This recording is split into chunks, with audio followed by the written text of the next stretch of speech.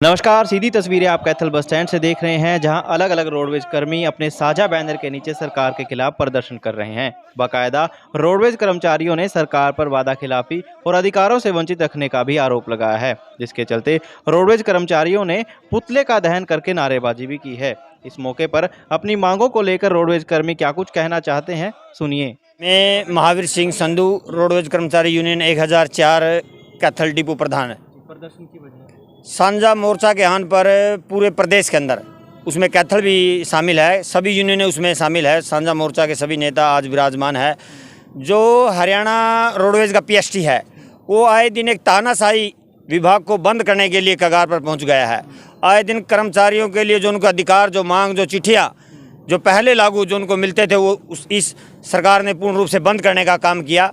और उसके विरोध में और परिवहन मंत्री ने भी वादा किया था 23 जून को कि आपकी वो तमाम वो मांगे जो उन्होंने मांग भी ली थी, जो हमारे साझा मोर्चा को ने तो उसको लागू करने का आश्वासन देकर, लेकिन आज तक वो ना तो लेटर जारी किए गए। आए दिन एक नया फरमान और जारी कर और एक और नया 265 परमिट।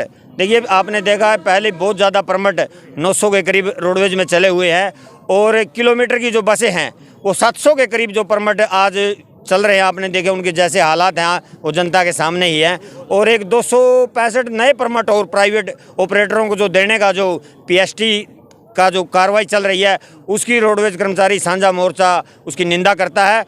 और ये चेता देना भी चाहता है, भाई ये जो विभाग है, जो जनता का विभाग है, किसी अधिकारी का या सरकार का नहीं है, ये गरीब का है और जनता के लिए है, जनता की सुविधा के लिए, जनता के पैसे से बना हुआ विभाग है। इसलिए हम लोग इतनी जल्दी जनता के विभाग को ख़त्म करने के लिए नहीं होने देंगे। हमने 2018 में भी लड़ाई लड़ी है, और इसके लिए जो भी आंदोलन हमारे नेता देंगे, हम उसके लिए अपने पूर्ण रूप से भागीदारी करेंगे और किसी भी हाल में इस रोडवेज विभाग को बंद नहीं होने देंगे।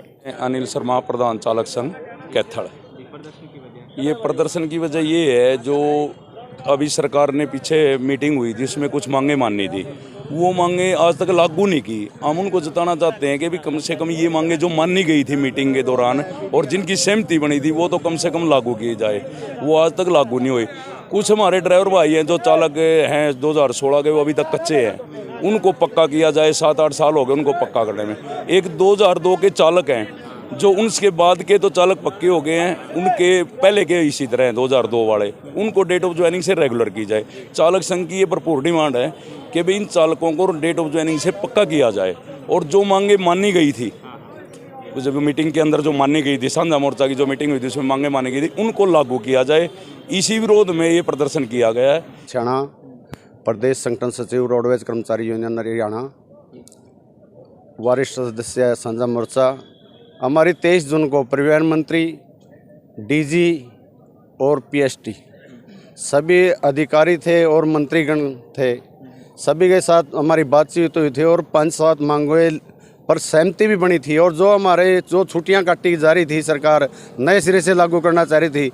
हम 1995 के फैक्ट्री एक्ट के अंदर आते हैं, जबकि हमारे पर या तो हमारे को जो और कर्मचारियों को रेस्ट छुट्टी मिलती है या तो वह दी जाए, या उसके अंदर हमारे को जो पुराना रूल था उसी के हिसाब से हमारी छुट्टियों की गणना की जाए।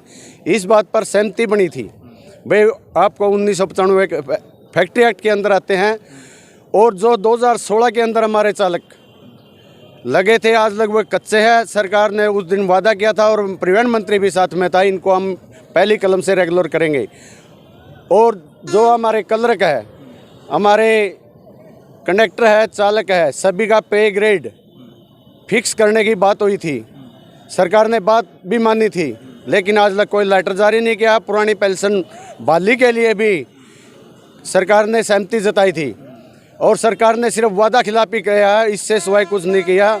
आने वाला समय अगर सरकार समय रहते या तो लेटर जारी करे, और कर्मचारियों के तानाशाही एक रवैया, हमारी ये जो ऑनलाइन ट्रांसफ़र हुई थी उसके बारे में भी हमारी बातचीत हुई थी, लेकिन आज तक लेटर सरकार ने जारी नहीं किया। और तानाशाही से कल परसों एक लेटर और जारी कर दिया है, जिसके अंदर हमारे वर्कशॉप के लोग, उप निरीक्षक और निरीक्षक, उनके लिए और एक 31 तारीख का एक फरमान जारी किया। 26/9 लग उनकी सारे डॉक्यूमेंट तैयार करके उनको भी ऑनलाइन ट्रांसफ़र करने का काम कर रही है।